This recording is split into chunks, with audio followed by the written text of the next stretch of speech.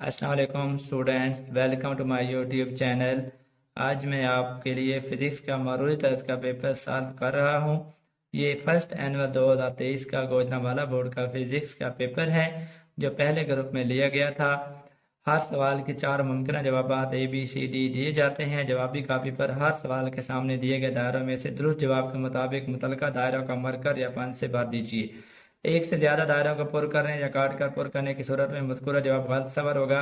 अगर आप किसी सवाल में एक से ज्यादा दायरों को पुर कर देते हैं या काट कर पुर करते हैं तो आपका जवाब गलत सवार होगा। इसलिए आपने एहतियात से दायरों को भरना है, सिर्फ वही जवाब लगाना है जो आपको दुरुस्त लगता है, क्योंकि बाद में आप उसको दोबारा किसी सूरत में काट के नहीं लगा सकते, ना ही किसी और दायरा को भर सकते हैं।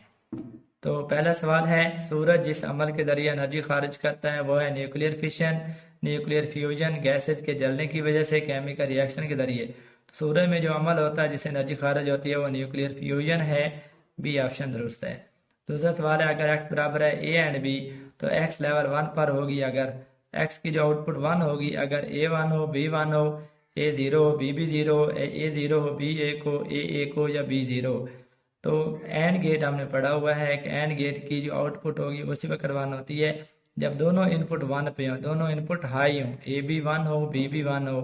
तो दूसरा जवाब ए ऑप्शन इसका दुरुस्त है कि ए भी 1 हो और बी भी 1 हो। सवाल नंबर 3 है, 12 वोल्ट के सोर्स से जोड़े गए एक लैंप की पावर की शरह क्या होगी जब उसमें से 2.5 एम्पियर करंट बह रहा हो? 4.8 वाट, 14.5 वाट, 30 वाट या 60 वाट। तो पावर निकालने का फार्मूला होता है V इंटू आई। तो V जो वोल्टेज है वो 12 है, करंट जो दिया हुआ है 2.5 एम्पेयर है, 12 का 2.5 से ज़रब दें तो ये 30 वाट बनता है। तो 12 वोल्ट के सोर्स से जोड़े गए जो लैंप की पावर की शरह होगी वो 30 वाट होगी जब उसमें से 2.5 एम्पेयर करंट बह रहा हो। सवाल नंबर 4 है, एक वेव की वेलोसिटी, फ्रीक्वेंसी और वेवलेंथ के दरमियान ताल्लुक है वी एफ बराबर है लैम्डा, वी बराबर है एफ लैम्डा, वी लैम्डा बराबर है एफ या वी बराबर है लैम्डा ओवर एफ। तो वेलोसिटी, फ्रीक्वेंसी और वेवलेंथ के दरमियान ताल्लुक होता है वी बराबर है एफ लैम्डा। बी ऑप्शन दुरुस्त है।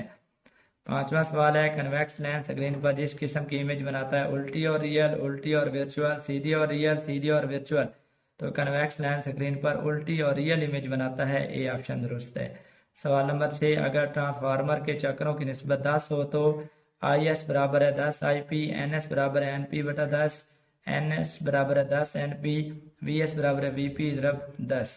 तो अगर ट्रांसफार्मर के चक्रों की निस्बत हो तो हमारे पास होगा एन एस तकसीम एन पी बराबर है 10। तो यहाँ से हम एन एस निकाल सकते हैं। 10 एन पी यहाँ तकसीम हो रहा है, इधर आके ज़रब हो जाएगा तो एन एस आएगा 10 एन पी के। सी ऑप्शन इसका दुरुस्त है। अगर ट्रांसफार्मर के चक्रों की निस्बत 10 हो तो एन एस बराबर होगा number of turn in secondary बराबर होंगे number of turns in primary ज़रब 10। सातवां सवाल है, ठोस में आवाज की स्पीड गैसेट के मुकाबले में तेज होती है 5 गुना, 15 गुना, 2 गुना, 8 गुना।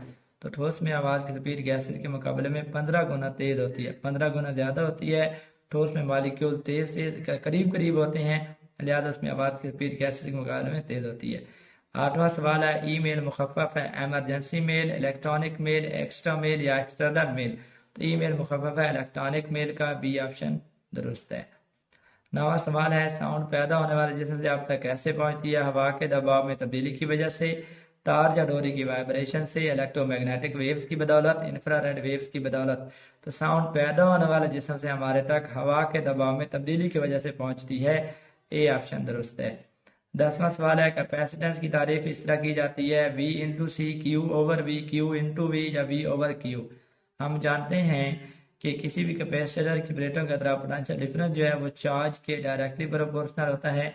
यहाँ से Q बराबर आएगा C इंटू वी के। हमने कैपेसिटेंस निकालनी है तो कैपेसिटेंस बराबर आएगी Q, V C से ज़रब हो रहा है, दूसरी तरफ लेके जाएंगे डिवाइड हो जाएगा, तो C बराबर आएगा Q ओवर V के। बी ऑप्शन दुरुस्त है। 11वां सवाल है, अल्फा पार्टिकल पर चार्ज है 2e, 3e, 4e या 5e। अल्फा पार्टिकल पर चार्ज 2e होता है प्लस 2e। ए ऑप्शन दुरुस्त है। 12वां सवाल है, बर्गलर अलार्म बनाने के लिए हम इस्तेमाल करते हैं NAND gate, AND gate, OR gate या नॉट गेट। तो बर्गलर अलार्म बनाने के लिए नैंड गेट इस्तेमाल किया जाता है। ए ऑप्शन दुरुस्त है। बर्गलर अलार्म के लिए नैंड गेट को इस्तेमाल किया जाता है।